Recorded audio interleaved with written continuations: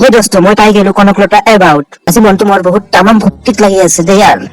ডিম্পু তৰে ভাল দে ইয়াৰ এতিয়া আৰু টপ কোনে পায় তামাম লেভেল মাৰিবি ন এতিয়া লেভেলটো মাৰিবই লাগিব ন ইমান তামাম ৰেকৰ্ড পাইছো ডিম্পু ভাই আজি আমাক বিৰিয়ানী পাতি দিব লাগিব দুজনক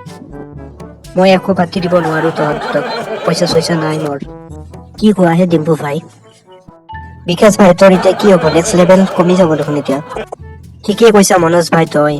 কি কৰিম এতিয়া টকা পইচা নোহোৱা হৈছে মোৰ ব্লগ বনাব পৰা নাই এনে অৱস্থা হ'ব বুলি ভাবিব পৰা নাই মনোজ ভাই মোৰো একেই অৱস্থা বিকাশ ভাই টেম্পু ভাই বিমল খোৱা না আমাৰ দুজনক মই একো খুৱাব নোৱাৰো তহঁত দুজনক খালি ফকতীয়া খোৱাৰ ধান্দা থাকা তহঁত দুজন ইমান চিপৰা না তই টেম্পু ভাই আমাৰ দুজনৰ বাৰ্থডেৰ পাৰ্টিত তামাম খাইছিলি ডিম্পু পাহৰি গলি নেকি তই অ পাহৰি গৈছো মই বাদ দি এইবোৰ কথা বিকাশ ভাই 10 টকা এটা দে না বিমল খাব কাৰণে মোৰ লগত 1 টকা নাই মনোজ ভাই থাকিলে মই দিলো হয় তোক যি দেখাই গৈছে আমাৰ দুজনৰ হাজিৰা কৰিহে খাব লাগিব ঠিকেই কৈছা বিকাশ ভাই ময়ো হাজিৰা কৰা মানুহ বিচাৰি আছিলো আমাৰ ঘৰৰ বাৰীৰ পিছফালে বন কেইডাল চাফা কৰাৰ কাৰণে ভালে হ'ল তহঁত দুজনক পাই গেলো